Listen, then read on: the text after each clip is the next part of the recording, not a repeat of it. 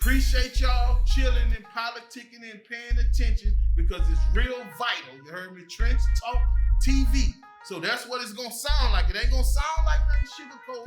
It ain't gonna sound like what you want to hear. It's gonna be trench talk. Straight up.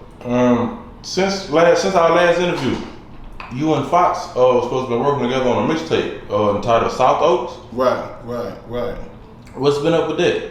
I mean, me, I do this. So, not to say he don't do this, but I was just eager to get it done, and I just did my whole side of the project in one day and sent it to him. You feel me? Now, I don't know if it was what he wanted to hear, if it was up to his criteria, what, I don't know. But I knew, it was some hit songs involved in there, and the marketing thing play a thing in it too, because it's no sense in us making a fire-ass CD, just putting it out there and try to get some stream money back. So, I guess he was gonna try to network up us a bag off it at the same time. So, it's coming though, it's coming.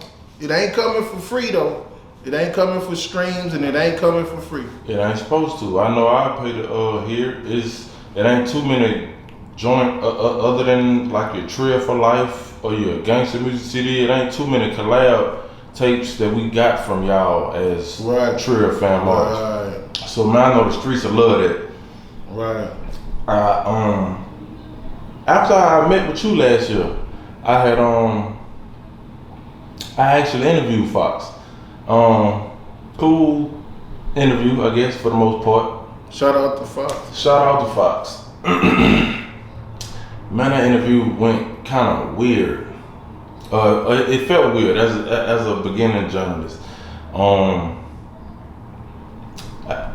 I tried to keep my cool as best as I could. I think I did that.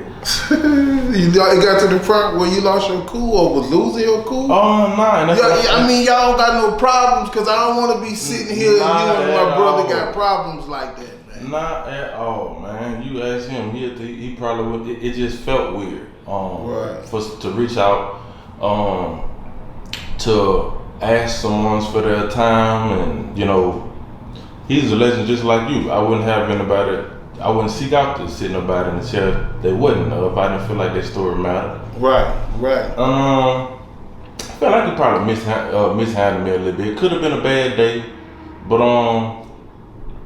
it turned out alright. And it well, check this out. I apologize for Foxx, but if he offended you in any kind of way, I apologize to you. Trench Talk TV, I apologize for Foxx Emile, man. Foxx Emile is a weird dude, but anyway, you feel me? If he got a CD or he got a label called Black Hippie Music, you heard me, and stand on that, you feel me? You got to understand, bro. They got a lot of weird dudes, bro. I be seeing these dudes on TV, bro, they been made it or, been got past the struggle, and then they go to wearing straight goofy shit.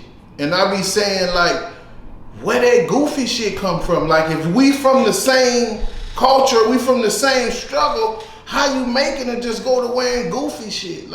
Big stupid pants and, shit that just don't make sense. And they wearing it and I'm like, bro, they got people in the struggle still struggling, and you blowing money on goofy shit just to look different from where you supposedly come from. So, shout out to them niggas wearing goofy shit. I never get up and start just doing goofy shit and wearing goofy shit and girl shit and all that, bro. Man, they beating the fucking struggle look down. I'm starting to feel played a little bit. I ain't gonna lie, bro. I don't think there's nothing to feel played about. With that new money, you get new access, man. Yeah, but you got to have the same personality. You got to have the same. I'm not saying don't go buy you nothing expensive. I'm just saying don't go buy nothing you normally wouldn't buy just because you want to look different or make yourself stand out from who you are and your people look. These dudes supposed to be from the hood, from the gutter, from the struggle. Nobody never did no, goofy shit like that. You never seen Scarface or NWA or none of them dudes. I want to say, bro, we could go back to Andre 3000 and Big Boy. Big Boy used to look at Andre 3000 bro, I know you rap good, but But why is you wearing that goofy shit? We represent Atlanta like, well, we from the same spot, but you wearing that goofy shit just cause you gooder than me. You know, like, and that, from that, it just went way left, bro. Like Lil Wayne say he started tight pants, bro, and he might have did, and I got some on now, and I like the way they feel. But when you go back to wearing big balloon pants, for what?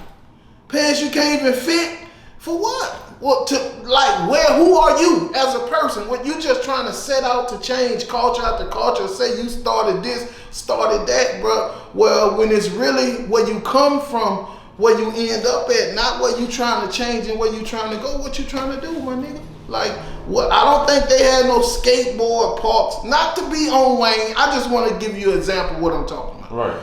I don't think they had no skateboard parks in Holly Grove or 17. I know they ain't got none in the Magnolia and 13th and across the canal. I know they don't have skateboard parks. So where your passion to be a skater come from?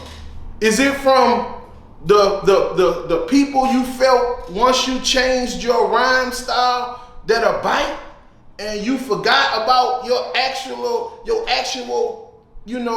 culture and the struggle and the people that they got shot and got hurt and all this for the stuff that you came in the game with, and you just turn on that like that? I don't feel that, and now they getting out of hand with that. Let me play devil's advocate for a second. Wayne might have been introduced, or when he got access, he might have experimented with that one day and had some type of release in expression of something with that. You don't think that could have very well been the case? Man, all that's cool. And I'm with it if it bring you peace. And that's why I say peace on earth, any kind of peace on earth is great. I'm with it too if it bring you peace. But at the same time, you come in the game a certain way. You carrying a certain load on your back already.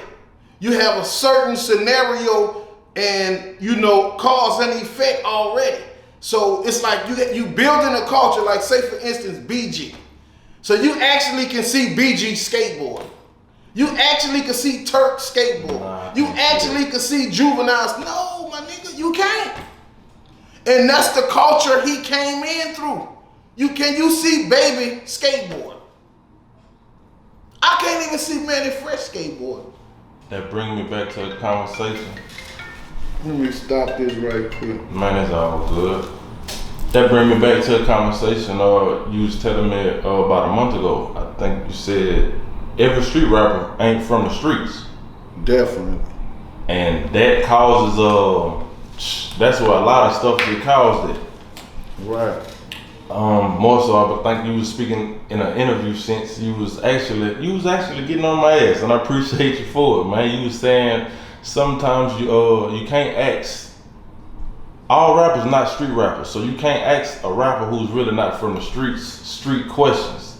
Right. And I think that's like challenging their integrity, because they don't know what you know. They just hoping you know all what you supposed to know by inviting them to your situation. So when you lay around there and ask them a street question, they looking like, bro, like, what you trying to play on my top? What's the next question? Next, I'm gonna be looking stupid, because lies don't count. So you might as well don't say it for clout. So, they stuck. You feel me? So it's like, man, street dudes should get the street questions.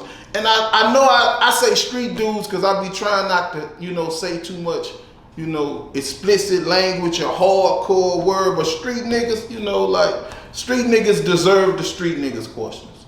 And all rappers ain't street niggas. Now, they got a lot of CEOs that street niggas because they tired of, taking L's and they done figured out a way to get a plus. But a lot of rappers ain't street niggas, man. Now in Baton Rouge, you might have a lot of rappers that street niggas because that's how they come up, but that don't mean all of them street niggas. Cause you gotta get in the streets, to be a street nigga. I agree. It's a fine line between being of the street and a street nigga, as you say. But some people stayed on the corner and some people hung on the corner. That don't mean the people stayed on the corner was from that corner. They was probably calling police on the people hanging outside their house. Right. You feel me? You right. Yeah, so we rode, like when you ride the niggas we rode the bus with, all of them wasn't down, but they had to ride the bus. So after we got finished riding the bus, they just lied like they was down, cause they made it. Oh, we was all gangsters at school. We was all gangsters on the block. Nah, man, it wasn't too many of us, man. They know what it was.